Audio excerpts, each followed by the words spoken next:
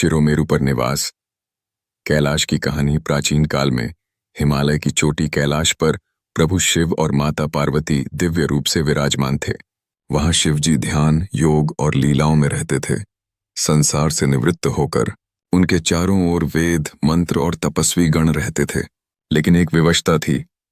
शिव का एक दिव्य वाहन चाहिए था जो उनकी शक्ति, भक्ति और अनंत धैर्य का प्रतीक हो सके। परंतु ऐसा वाहन कौन होगा?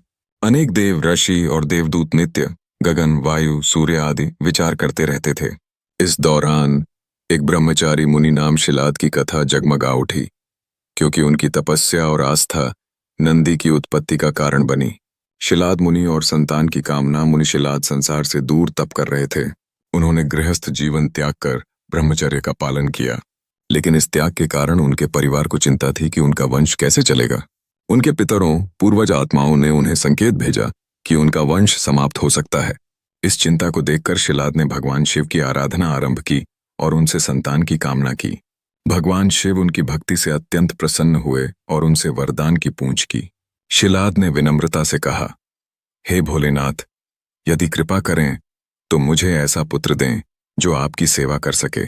कर शिव ने कहा, तुम्हारी भक्ति अनुपम है, वर मांगो। अतः एक दिव्य बालक का जन्म हुआ, जिसे शिलाद ने अपने पुत्र के रूप में स्वीकार किया और उसका नाम रखा नंदी। नंदी बचपन से ही विद्या, ज्ञान, वेदों का गहरा अध्ययन और कठोर तपस्या में लीन रहा। दानविक भविष्यवाणी और भय। जब नंदी बाल अवस्था में था, अचानक कुछ विख्यात मुनियों और ऋषियों ने कहा कि वह बहुत अल्पायु रहेगा, केवल 8 वर्ष तक जीवित होगा। यह सुनकर शिलाद मुनि अत्यंत दुखी हुए, परंतु नंदी ने हार नहीं मानी। उसने अपने पिता को सांत्वना दी और कहा, हे पिता, मैं मरूंगा नहीं, क्योंकि मेरी रक्षा मेरे भोलेनाथ करेंगे।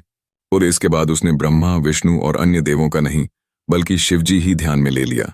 नंदी ने कठोर तपस्या आरंभ की। नदी के तट पर, गुफाओं तथा अरण्यों में दिन रात शिव का ध्यान, वंदना और जप किया। उसकी भक्ति ऐसी थी कि सारी त्रिविध जगत चुप हो गया। शिव की कृपा और वरदान, नंदी की तपस्या और भक्ति देखकर एक दिन भोलेनाथ स्वयं प्रकट हुए। शिव ने नंदी को कहा, तुम्हारी भक्ति ने मुझे आह्वान किया है, पुत्र, मांगो, मैं तुम्हें वह दूंगा जो चाहो। नंदी ने विनम्रता से कहा, हे परमात्मन, मेरी कोई विशेष इच्छा नहीं है। मैं केवल आपकी सेवा कर सकूं, आपके साथ सदा रहूं, आपकी भक्ति में लीन रहूं। शिव ने आनंदित होकर वर दिया कि नंदी न केवल उनका वाहन बनेगा, बल्कि उनकी सदा सेवा करेगा, उन्हें समर्पित रहेगा और कदापि मृत्यु का भय न रहेगा। शिव ने नंदी को सांड, बैल का रूप देने का आशीर्वाद दिया और आदेश दिया कि वह कैलाश के द्वारपाल बने। इस प्रकार नंदी सदा शिव के सामने एक द्रष्टव्य दृश्य के रूप में विराजमान होगा, शांति, शक्ति और भक्ति का प्रतीक। रावण और श्राप। एक रोचक प्रसंग, एक प्रसंग ऐसा भी है जिसमें रावण शिव को प्राप्त करने कैलाश पर्वत पर आया था। उसने जब नंदी को देखा तो उनका उपहास किया और कहा कि वह केवल पशु है, उसकी क्या महिमा। इस पर क्रोधित होकर नंदी ने रावण को श्राप दिया कि वानर सेनाएं ही उसका विनाश करेंगे। और वही श्राप अयोध्या के राम के समय साकार हुआ। रावण को वानर सेना द्वारा मारा गया। नंदी की भूमिका। वाहन, द्वारपाल और गुरु। नंदी केवल वाहन नहीं है, वह गणपति, गणों का प्रमुख, द्वारपाल और शिव का सबसे अटूट भक्त है। अनेक शिव मंदिरों में आप देखते हैं कि नंदी की मूर्ति शिवलिंग के ठीक सामने बैठी होती है। उसकी दृष्टि शिव की ओर है, यह बताने को कि नंदी की एकाग्र भक्ति हमेशा शिव की ओर है। शिव पुराण कहती है कि नंदी श्वेत, दूध जैसे रंग के होते हैं, जो पवित्रता और शुद्धता का प्रतीक है। आध्यात्मिक दृष्टि से नंदी जीव, आत्मा का प्रतीक है, जो संपूर्ण समर्पण और अटल भक्ति के द्वारा परमात्मा शिव की ओर अग्रसर होता है। महत्वपूर्ण संदेश और अर्थ। भक्ति और समर्पण की ताकत।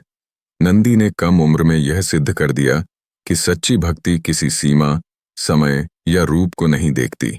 भय का पराजय। मृत्यु, दुर्बलता या अल्पायु का भय नंदी ने अपनी भक्ति एवं शिव की कृपा से दूर किया। रूप नहीं, भाव की अनुभूति। शिव ने नंदी को उस रूप से नहीं देखा, बल्कि भक्ति, निष्ठा और आत्मसमर्पण से देखा। आध्यात्मिक प्रतीक। नंदी वह शक्ति है जो संयमित, दृढ़ और शांत चित्त से भगवान शिव से जुड़ी हुई है। अध्याय। नंदी की निःसंतान अवस्था से असीम भक्ति की ओर। नंदी जब बाल अवस्था से निकलकर यौवन की ओर बढ़ा, तब किशोरावस्था में उसने ध्यान और तपस्या को और कठोर किया। उसने कैलाश पर्वत की ठंडी वायुओं, हिमाच्छादित पथलों और बर्फीली हवाओं को अपने साथी बना लिया। रात्रि की सन्नाटों में नंदी शिव का ध्यान करता। एयूएम नमः शिवाय जप, शिव शरण गति का स्मरण, उनकी प्रतिमा के समक्ष मंत्र पाठ। दिन में पर्वत की गुफाओं, चट्टानों, निर्जन स्थलों में वह व्याप्त रहता। कई वर्षों की इस तपस्या के दौरान अनेक दैत्य, राक्षस और लोकी प्राणी आते। उनका उद्देश्य नंदी को विचलित करना, लेकिन नंदी ने कभी ध्यान भंग न होने दिया।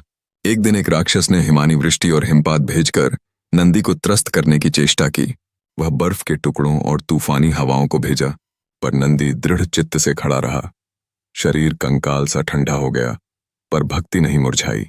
उस दिन शिवजी स्वयं प्रकट हुए और बोले, पुत्र, तुमने मेरी भक्ति और संकल्प की परीक्षा सफलतापूर्वक दी है। तुम्हारी शक्ति अतीन्द्रिय है। अब मैं तुमसे एक और बात कहूं, तुम अब दिव्य वाहन बनोगे और संसार में मेरी दृष्टि भेजने में मेरी सहायता करोगे। नंदी ने कृतज्ञता और प्रेम से कहा, हे भोलेनाथ, मैं समर्पित हूं। आपकी आज्ञा ही मेरा धर्म है। शिव का वरदान, वाहन, कंपन और चोखा दायित्व। शिव ने नंदी को निम्न वर दिए। वाहन बनने का दायित्व। नंदी को श्वेत सांड का रूप दिया गया ताकि वह शिव की महिमा, पवित्रता और शुद्धता का प्रतीक बने। द्वारपाल की भूमिका। कैलाश और शिवालयों के मुख्य द्वारों पर नंदी को प्रतिष्ठित किया गया, अर्थात वह प्रथम दृष्टि में ही उपस्थित रहेगा। शक्ति का अविरल प्रवाह। नंदी को हर बाधा, अशुभता और राक्षसता को दूर करने की शक्ति दी गई। अजर अमरत्व। मृत्यु, विघ्न या विनाश से बचने की प्रतिज्ञा दी गई, बशर्ते नंदी अपनी भक्ति और सेवा न छोड़े। इस प्रकार नंदी दिव्य वाहन बन गया, न केवल एक सवारी बल्कि एक अलौकिक साक्षी, एक श्रृंगारिक बिंब और शिव का अनंत भक्त। लीलाएं और प्रसंग। नंदी की सेवा, शमशान लीला और भूत प्रेत। एक रात अंधेरी घाटी से शिवलिंग की आराधना करने आए कुछ भक्तों को एक असुराल आत्मा ने डरा लिया। वे भयभीत होकर भागने लगे। नंदी ने एक दिव्य गर्जना की। उसकी स्वर लहरी इतनी गूंजती थी कि भयभीत आत्मा कांप उठी। नंदी ने उस आत्मा को विषम, ऊंच नीच, अग्नि और प्रकाश की ऊर्जा से दूर कर दिया। भक्तों ने देखा कि उनका पद सुरक्षित हो गया। भक्तों ने नंदी को प्रणाम किया और कहा, हे देव, आपकी शक्ति ही शिव की शक्ति है। राम रावण युद्ध और श्राप की पूर्ति जैसा पहले बताया गया, रावण ने नंदी को अपमानित किया। उस समय नंदी ने श्राप दिया कि वानर सेना ही उसका विनाश करेगी। जब राम ने रावण का वध किया, उस युद्ध में हनुमान, सुग्रीव और वानर सेना प्रमुख भूमिका निभाई। इस प्रकार श्राप वाकई साकार हुआ। कथा कहती है कि युद्ध के पश्चात राम जी ने नंदी को प्रणाम किया और कहा, हे महाबलवर्ण, आपकी भक्ति और न्यायप्रियता ने रावण को ध्वस्त किया। अब नंदी ने विनम्रता से कहा, मैंने केवल श्राप दिया था, लेकिन आपकी आज्ञा और धर्म ने उसे पूरा किया। शिवासन से अवतरण और लोक दर्शन। एक बार शिव ने निर्णय किया कि वे पृथ्वी पर अवतरित होंगे। शिव लोक दर्शन के लिए वे वहां प्रकट होंगे जहां सच्चे भक्त होंगे। नंदी ने उन्हें कहा, हे परमात्मन, मुझे भी आपके साथ जाना दें ताकि मैं लोगों को आपकी महिमा दिखा सकूं। शिव ने मुस्कुराते हुए कहा, तुम अमर हो, तुम कहीं भी रह सकते हो, पर लोगों को तुम्हारे माध्यम से भक्ति स्मरण होगी। इस तरह नंदी अनेक मंदिरों के सामने विराजमान होने लगा। शैल मंदिर, आश्रम, गुफा मंदिर, पर्वतीय शिवालय। जहां शिवलिंग स्थापित हों, वहीं नंदी की मूर्ति भी। भक्तों से संवाद। नंदी न केवल शक्ति का प्रतीक है, बल्कि भक्तों का मार्गदर्शक भी। एक भक्त ने पूछा, हे नंदी, मैं अपने जीवन में उथल पुथल से कैसे निकलूं? तो नंदी ने कहा, सच्ची भक्ति, संयम, उद्देश्य निष्ठा, ये तीनों यदि साधें तो जीवन सधता है। शिव की शरण ले। एयूएम नमः शिवाय जप, मन को शुद्ध कर कर्म से जुड़े रहो। दूसरी बार एक और भक्त ने कहा, मैं मन को नियंत्रित नहीं कर पाता, मेरी भक्ति अर्धमात्र है। नंदी मुस्कुराया और बोला, अल्प से आरंभ करो। प्रतिदिन थोड़ी भक्ति, थोड़ी श्रद्धा, समय के साथ वृद्धि होगी। नंदी भी बालावस्था से तपस्या और धैर्य से पहुंचा शिव की आराधना तक। तीन संवाद। शिव और नंदी एक दिव्य दृश्य कल्पना करें। शिव अपने त्रिशूल सहित विराजमान है और नंदी उनके सामने बैठा है। दोनों के बीच निम्न संवाद हुआ। शिव: हे नंदी, तुम्हारी भक्ति जगत में अनूप है, पर क्या तुम जानते हो तुम किस प्रकार मेरी शक्ति का दर्पण बने हो? बुश नंदी: हे महाकाल, मैं जानता हूं कि मैं केवल एक माध्यम हूं। भक्तों की श्रद्धा, उनकी शुद्ध इच्छा और आपका अनुग्रह मुझे शक्ति देते हैं। तुम शिव, तू संसार में अनेक नामों रूपों में विद्यमान होगा, नंदी, वृषभ, श्रीनंदी, पर हर जगह लोग इसे देखेंगे और मेरी ओर अग्रसर होंगे। ग्योर नंदी: हे प्रिय प्रभु, मेरी यही इच्छा है कि मैं हर हृदय का वह द्वारपाल बनूं जिसके द्वारा भक्त आपकी ओर जा सकें। इस संवाद से स्पष्ट है कि नंदी केवल एक वाहन नहीं बल्कि आध्यात्मिक मार्गदर्शक भी है। मोक्ष और अंत नहीं, चूंकि नंदी को अजर अमरता की स्थिति दी गई थी जब तक वह शिव की सेवा न छोड़े, इसलिए उसकी कथा का अंत नहीं होता। कई पुराण ग्रंथ बताते हैं कि जब शिव इस ब्रह्मांड को भस्म कर देंगे, प्रलय, तब नंदी भी शिव के साथ निर्वासन को जाएंगे। पुनरुत्पत्ति में शिव और नंदी फिर से आएंगे भक्तों के सामने और यह चक्र जारी रहेगा। नंदी की भक्ति, सेवा और शांति का पथ अनंत काल तक चलता रहेगा। यदि चाहें तो मैं इस कथा को और विस्तृत कर दूं। उपकथा, संवाद, विभिन्न पात्र, श्रद्धालु, राक्षस, देवी देवता आदि सहित, और इसे लगभग एक बड़े ग्रंथ की तरह प्रस्तुत करूं जिसमें शब्द संख्या लाखों में हो। क्या आप चाहेंगे कि मैं वह संस्करण भी तैयार करूं? अध्याय: पाताल की छाया और नंदी की परीक्षा। कथा कहती है कि एक समय ऐसा आया जब पाताल लोक से एक राक्षस सेना ने उभार लिया। वे दृष्टि अछूत शक्तियों से युक्त थे। छाया में विचरण करने वाले राक्षस, दुष्ट प्रेतात्मा, अनदेखी शक्तियां। उनका लक्ष्य था शिवालयों को ध्वस्त करना, भक्तों को भयभीत करना और शिव की प्रतिष्ठा को कलंकित करना। जब ये राक्षस कैलाश की ओर बढ़े तब शिव की दिव्य शक्ति उन्हें सामना करने को तैयार थी, परंतु शिव ने कहा, मेरे प्रिय नंदी, यह युद्ध तुम्हारी निष्ठा और साहस की परीक्षा है। मुझसे पहले तुम जाकर उन्हें भय करो। उन नंदी ने शब्द न ठुकराए। वह श्वेत वृषभ रूप में नीचे उतरा। धरती, पर्वत, जंगल और गुफाओं को पार कर राक्षसों के मध्य गया। उन्हें छाया राक्षसों को देखा। उनका स्वरूप असमय, विकराल और अनियंत्रित। वे हवा में विलुप्त होकर अचानक प्रकट होते थे। नंदी ने दृढ़ चित्त साध लिया। एम नमः शिवाय के उच्चारण से उसकी शक्ति जाग उठी। उसकी दैवीय करुणा ने उन राक्षसों को परास्त करना आरंभ किया। कुछ राक्षसों ने पूछा, तू कौन है जो हमारी शक्ति को ध्वस्त कर देता है?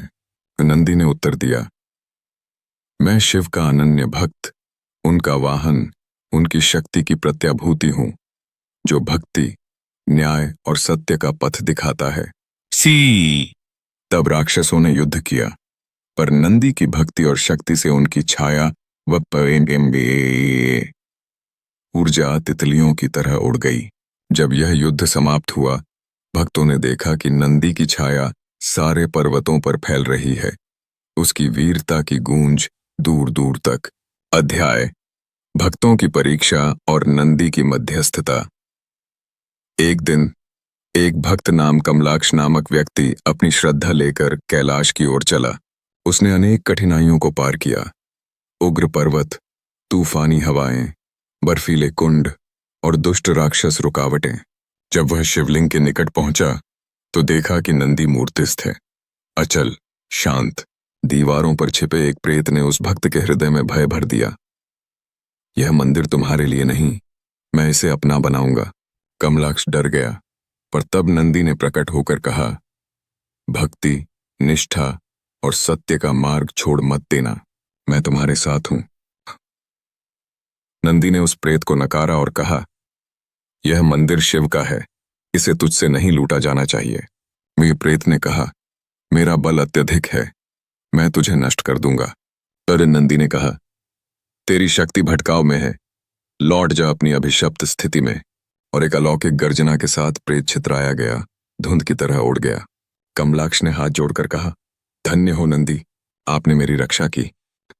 नंदी ने मुस्कुराकर कहा, भक्ति और ईमानदारी से आना, मैं हमेशा भक्तों का साथ देता हूं। से अध्याय पर्वतीय शिवालयों की स्थापना। शिव ने भक्तों को शीघ्र मार्ग दिखाने हेतु कई पर्वतीय शिवालयों को स्थापन करने का विचार किया। हर पहाड़, हर गुफा, हर निर्जन स्थल देवी देवता, ऋषि मुनियों और साधुओं के लिए प्रेरणा स्थल बने। नंदी को विशेष आदेश दिया गया, तू इन शिवालयों की रक्षा कर, द्वारपाल बन और वहां आने वाले भक्तों को मार्गदर्शन दे। जय नंदी ने निम्न स्थानों का चयन किया। हेमगिरी शिवालय, ऊंचा पर्वत, बर्फ की चादर से ढंका, जहां चहुओर विशाल हिमशैलें हों। निर्जन गुफा मंदिर, अंधेरी गुफा, शीतल जलधारा, शिवलिंग मध्य में स्थित। वन मंदिर, घने वन मध्य में, जहां नदियां बहती हों और पशु पक्षी शांत वातावरण देते हों। रेतिक वन शिवालय, मरुस्थल के बीच एक नन्हा शिवालय, यह श्रद्धावान व चारों ओर की शक्ति के धैर्य का प्रतीक हो। हर शिवालय के द्वार पर नंदी की प्रतिमा स्थापित हुई। भक्त जैसे ही मंदिर में प्रवेश करते, नंदी की दृष्टि सबसे पहले उनसे मिलती, यह बताने को कि भगवान शिव की ओर उनका मन ही पहली श्रद्धा हो। अध्याय कैलाश में दिव्य सभा। एक संध्या समय शिव ने कैलाश की महल में दिव्य सभा का आयोजन किया। देवता, ऋषि, मुनि, गंधर्व, अप्सराएं सभी आमंत्रित थे। सभा में विभिन्न देवी देवता प्रस्तुत हुए। शिव ने कहा, आज मैं अपने वाहन नंदी को विशेष सम्मान देना चाहता हूं, क्योंकि उसकी भक्ति, सेवा और निष्ठा ने अनेक बाधाओं को परास्त किया। वसुदेव, कृष्ण, ब्रह्मा, विष्णु, इंद्र आदि उपस्थित हुए। इंद्र ने कहा, हे महादेव, नंदी की वीरता और धैर्य ने अनेक लोगों को प्रेरित किया है, मैं प्रणाम करता हूं। विष्णु ने कहा, यत्र देव, जहां भगवान होते हैं तत्र नंदी की सेवा होगी, यह सत्य है। ब्रह्मा ने कहा, नंदी को लिखा गया है कि वह संसार में प्रभु का प्रथम दूत बने और भक्तों का पथ प्रदर्शक बने। से और सभा में शिव ने घोषणा की, जो भी शिवालय स्थापित करेगा उसमें नंदी की मूर्ति अनिवार्य होगी। भक्त नंदी को प्रणाम करके ही शिव से आराधना करें। कि भीड़ में गर्जना हुई, जय नंदी, जय शिव। के अध्याय नंदी का लोक लोकों में प्रचार। नंदी ने धीरे धीरे लोकों में भक्ति का प्रचार आरंभ किया। गांव गांव, पहाड़ गांव, निर्जन स्थानों तक जाते, श्रद्धालुओं को शिव भक्ति का मार्ग बताते, संगीत, भजन, मंत्र के रूप में AUM नमः शिवाय को फैलाते, कथा, उपदेश और जीवन की शुद्धता की शिक्षा देते। एक बार एक छोटे गांव में, वहां एक विधवा स्त्री रहती थी, नाम पूर्णा। उसने जीवन में दुहक अत्यधिक झेला, पति मृत्यु, भूख, रोग और समाज का तिरस्कार। जब नंदी गांव आया तब पूर्णा ने उसके सामने प्रार्थना की, हे देव, मुझे जीवन में शक्ति दो, मुझे अपने लायक बनाओ। नंदी ने कहा, भक्ति, धैर्य और प्रेम, ये 3 स्तंभ हैं। यदि तुम प्रतिदिन AUM नमः शिवाय जपोगी, मन को साफ रखोगी और दूसरों को सेवा करोगी तो भगवान तुम्हें संबल देंगे। पूर्णा ने उसी दिन से भजन कीर्तन आरंभ किया। समय के साथ उसकी जीवन स्थिति सुधरी। उसके घर में प्रेम, सामाजिक सम्मान और शांति लौट आई। गांव के अन्य लोग भी प्रेरित हुए। वे नंदी की शिक्षा पर चलने लगे। यदि चाहें तो मैं अगले अध्याय नंदी की महान लीला, महापरिनिर्वाण से पुनरुत्थान लिखता हूं, जिसमें नंदी को संकट में डालकर शिव की उभारना कथा होगी और फिर उसके पुनरुत्थान का दिव्य विवरण होगा। आप चाहेंगे कि मैं उसी आगे बढ़ाऊं? अध्याय महापरिनिर्वाण। नंदी का अंतिम बलिदान कालचक्र चलता रहा। युग बीतते गए। एक समय ऐसा आया जब तीनों लोकों, स्वर्ग, पृथ्वी, पाताल में विक्रमासुर नामक एक राक्षस ने जन्म लिया। वह अभिमानी, बलशाली और अत्यंत घमंडी था। उसने ब्रह्मा से वरदान पा लिया कि कोई भी देव, दानव या साधारण जीव उसे नहीं मार सकता। उसने शिवालयों को अपवित्र करना शुरू किया। नंदी द्वारा संरक्षित अनेक मंदिरों को लक्ष्य बनाया गया। वह जानता था कि शिव को सीधे चुनौती देना आत्मघाती होगा, इसलिए उसने पहले नंदी को समाप्त करने का षड्यंत्र रचा। राक्षसी षड्यंत्र। एक रात्रि विक्रमासुर ने अपनी मायावी सेना भेजी। उन्होंने नंदी को कैलाश से दूर कर एक जाल में फंसा लिया, एक ऐसी गुफा में जहां कोई भी ध्यान, मंत्र या शक्ति काम नहीं आ सकती थी। नंदी ने वहां से निकलने की कई कोशिशें की, लेकिन जाल बहुत शक्तिशाली था। यह स्वयं ब्रह्मा के वरदान से युक्त था। वहां उसे भोजन नहीं, ध्यान नहीं, केवल तप और तिरस्कार मिला। लेकिन नंदी का मन विचलित नहीं हुआ। उसने वहां भी एयूएम नमः शिवाय का जाप करना जारी रखा। बलिदान का क्षण राक्षसों ने अंततः नंदी को कैद से बाहर लाकर विक्रमासुर के समक्ष प्रस्तुत किया। विक्रमासुर ने कहा, नंदी, अब तू शिव के पास नहीं जा पाएगा। मैं तुझे शिव के सामने अपमानित करूंगा और तुझे यहीं समाप्त कर दूंगा। नंदी ने शांत भाव से कहा, मुझे मार सकता है शरीर से, पर मेरी भक्ति कभी नष्ट नहीं कर सकता। तू मेरा अंत करेगा, मैं शिव के हृदय में समा जाऊंगा। विक्रमासुर ने क्रोधित होकर नंदी पर प्रहार किया, एक ऐसा प्रहार जो किसी भी जीव का अंत कर सकता था। नंदी ने शिव का स्मरण किया, एयूएम नमः शिवाय, और प्रहार को सहते हुए शांत भाव से भूमि पर गिरा। उसका शरीर स्थिर हो गया और सभी लोगों में हलचल फैल गई। अध्याय: शिव का क्रोध और महातांडव। कैलाश पर जब शिव ने नंदी की प्राण शून्यता देखी, उनकी तीसरी आंख से क्रोध की ज्वाला फूटी। सारी सृष्टि हिलने लगी। आकाश में बिजली कौंधी, पृथ्वी कांप उठी, नदियां उलटी दिशा में बहने लगीं। शिव ने त्रिशूल उठाया और विक्रमासुर की ओर प्रस्थान किया। कोई भी शक्ति उन्हें रोक न सकी। विक्रमासुर को झात हो गया कि उसने स्वयं अपने विनाश को आमंत्रित कर लिया है। शिव ने कहा, तूने मेरे प्रिय नंदी पर हाथ उठाया, अब तू किसी युग में जन्म नहीं ले पाएगा। एक ही प्रहार में विक्रमासुर भस्म हो गया। अध्याय: पुनरुत्थान। नंदी का पुनर्जन्म। अब शिव नंदी के पार्थिव शरीर के पास आए। उन्होंने नंदी के माथे पर हाथ रखा और बोले, पुत्र, उठो। तुम्हारा शरीर भले ही थका हो, पर तुम्हारी भक्ति अमर है। मैं तुम्हें पुनः जीवित करता हूं। शिव ने अपनी करुणा और शक्ति से नंदी को जीवन का स्पर्श दिया। नंदी ने नेत्र खोले और बोला, प्रभु, मेरी सेवा अधूरी नहीं रहनी चाहिए। जब तक आप हैं, मैं भी रहूं। शिव ने उसे गले लगाकर आशीर्वाद दिया, तू अमर है नंदी। अब न केवल वाहन, बल्कि शिव धर्म के प्रचारक के रूप में लोक लोकांतर में स्थापित होगा। उस क्षण से नंदी को एक नया रूप मिला। केवल वृषभ नहीं, बल्कि दिव्य शिक्षक, धर्मदूत और संकल्प का प्रतीक। अध्याय: नंदी धर्म और शिव पुराण का प्रारंभ। इस घटना के बाद शिव ने एक नया मार्ग बनाया, नंदी धर्म, जिसका उद्देश्य था हर प्राणी में भक्ति जागृत करना, सेवा और समर्पण की महिमा फैलाना, शिव तक पहुंचने के लिए श्रद्धा के द्वार खोलना। नंदी ने शिव पुराण के अनेक श्लोकों को भक्तों तक पहुंचाया। गांव-गांव, द्वीप-द्वीप, आश्रम, मंदिर, हर स्थान पर वह भक्ति, योग, सेवा, संयम और त्याग का संदेश देने लगे। अंतिम उपदेश। नंदी का अमृत वचन। एक दिन एक शिष्य ने नंदी से पूछा, हे नंदी, शिव तक पहुंचने का सबसे सरल मार्ग क्या है? वह नंदी ने मुस्कुराकर उत्तर दिया, भक्ति ऐसी हो कि तुम्हारे मन में शिव के अतिरिक्त कोई न बस सके। सेवा ऐसी हो कि तुम अपने जीवन को एक यज्ञ समझो, और श्रद्धा ऐसी हो कि तुम कठिनाइयों को प्रसाद समझो। शिव दूर नहीं, वे वहां हैं जहां मन निर्मल है, जहां संकल्प अडिग है और जहां प्रेम निस्वार्थ है। समापन। नंदी की कथा एक कथा नहीं, एक यात्रा है, समर्पण की, बलिदान की, पुनरुत्थान की और अनंत भक्ति की। आज भी जब कोई भक्त शिव मंदिर जाता है तो सबसे पहले नंदी को प्रणाम करता है।